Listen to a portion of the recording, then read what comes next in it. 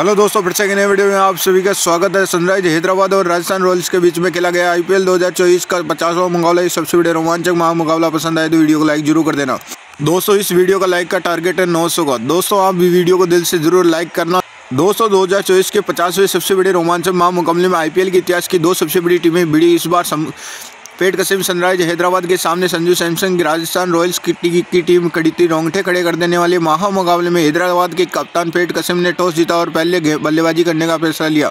राजस्थान की टीम ने पहले गेंदबाजी के लिए आमंत्रित किया, उसके बाद रनों की बारिश के इरादे से हैदराबाद के दो दिग्गज ओपनर बल्लेबाज मैदान में उतरे। गजब के फॉर्म में चल रहे ट्रेविस हेड ने अभिषेक शर्मा के कंधों पर इस मुकाबले में अपनी टीम को फिर एक बार धमाकेदार ओपनिंग की शुरुआत दिलाने में बहुत बड़ी जिम्मेदारी थी।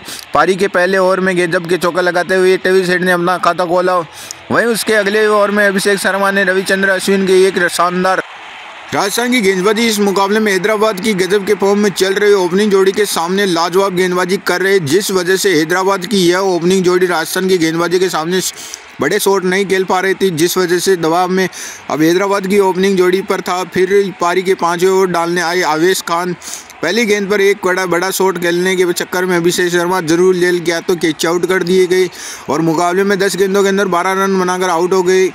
अभिषेक शर्मा के जल्दी आउट हो जाने के बाद हैदराबाद की टीम की तरफ से अनमोल प्रीत से बल्लेबाजी करने के लिए मैदान में उतरे। अगली गेंद में ओवर में संदीप वर्मा ने नए बल्लेबाज अनमोल प्रीत सिंह को यशस्वी जायसवाल के हाथों कैच आउट कर दिया। अनमोल प्रीत सिंह ने 5 गेंदों के अंदर रन बनाकर आउट हो गए। हैदराबाद की टीम उस तरह शुरुआत नहीं मिली जिस तरह वह बल्लेबाजी के लिए हर साल इसी टीम के अंदर कर रही थी। दबाव साफ तौर पर हैदराबाद की बल्लेबाजी पर था। बल्लेबाजी के लिए नीतीश रेड्डी मैदान में उतरे और फिर यहां सेट हो चुके ट्रेविस हेड ने नीतीश रेड्डी से मिलकर हैदराबाद में डगमगाई पारी को संभाला और एक महत्वपूर्ण साझेदारी बनाना शुरू कर दिया।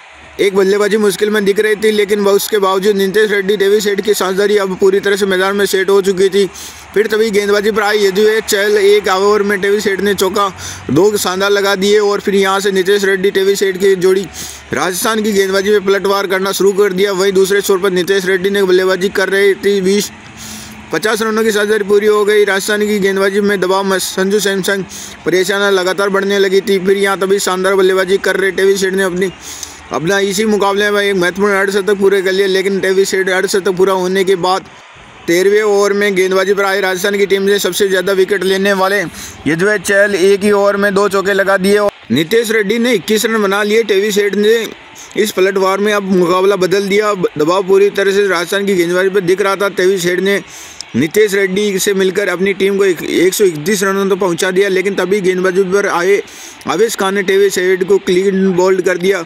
इसी मुकाबले में 44 गेंदों के अंदर 58 रन बनाकर शानदार पारी खेलकर आउट हो गए। अब राजस्थान की गेंदबाजी पर इसी मुकाबले में वापसी कर रहे बढ़िया मौका मिल चुका था, लेकिन बेहतरीन फॉर्म में चल रहे हेनरी क्लासन मैदान में उतरे, लेकिन तभी नीतीश रेड्डी ने अपना मुकाबले में तूफानी अर्धशतक पूरा कर लिया। आमंत्रित ओवरों में हैदराबाद की टीम ने एक बड़े लक्ष्य को पहुंचाने की पूरी जिम्मेदारी थी।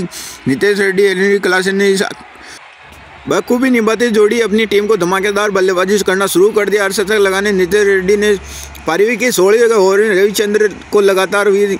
वहीं दूसरे छोर पर बल्लेबाजी कर रहे हेनरी क्लासन ने यजुवेंद्र चहल और मैंने उन्हें 2 लगातार दिए।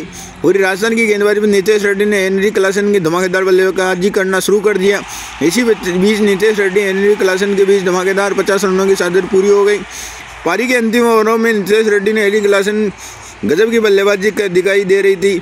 मिलकर 32 गेंदों से 70 रन बनाकर साझेदारी बना ली और इसी साझेदारी की वजह से हैदराबाद की टीम ने 201 रनों तक सबसे बड़ा लक्ष्य राजस्थान की टीम के आगे रखा।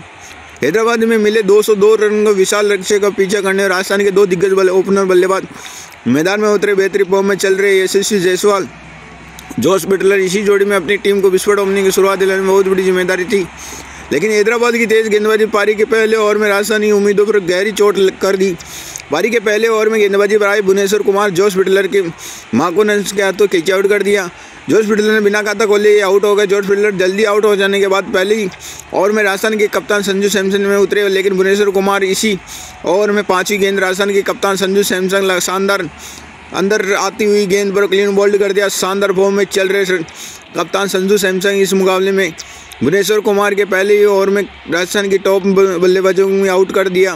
दबाव राजस्थान की बल्लेबाजी पर था। अब मैदान में उतरी रियान पराग बल्लेबाजी करने के लिए। और फिर यहाँ यशस्वी जायसवाल, रियान पराग, हैदराबाद की खतरनाक गेंदबाजी के सामने राजस्थान में लड़खड़ा कर पारी को संभाला और एक महत्वपूर्ण साधन बनाना शुरू कर दिया। खिलाड़ी इस मुकाबले में शानदार नजर आ रहे थे। वहीं पारी के ओवर तीसरे ओवर विकेट डालने आए भुवनेश्वर कुमार, रियान पराग 2 चौके लगाकर शानदार लगा दिए। वहीं और यशस्वी जायसवाल ने अपने हाथों के शुरू कर दिया। यशस्वी जायसवाल ने हैदराबाद के गेंदबाज बड़े शॉट खेल रहे थे। दबाव पूरी तरह से हैदराबाद के कप्तान पैट कसिम के ऊपर दिख रहा था। दोनों खिलाड़ी अब राजस्थान की टीम में मुश्किलें बाहर निकाल दिए।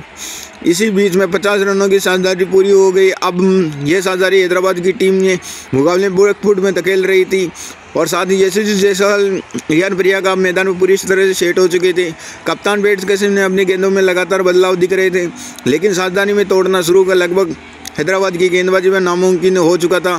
फिर इसी बीच पारी के 11वें ओवर में पहली गेंद पर शाहबाज अहमद एक शानदार चौका लगाते हुए यशस्वी जायसवाल अपना मुकाबले में धमाकेदार अर्धशतक पूरा कर लिया। वहीं इसी ओवर में 100 रनों की साझेदारी पूरी हो गई। वही तुरंत बाद ही दूसरे छोर पर बल्लेबाजी करे रियान पराग अपने अर्धशतक पूरा कर लिया।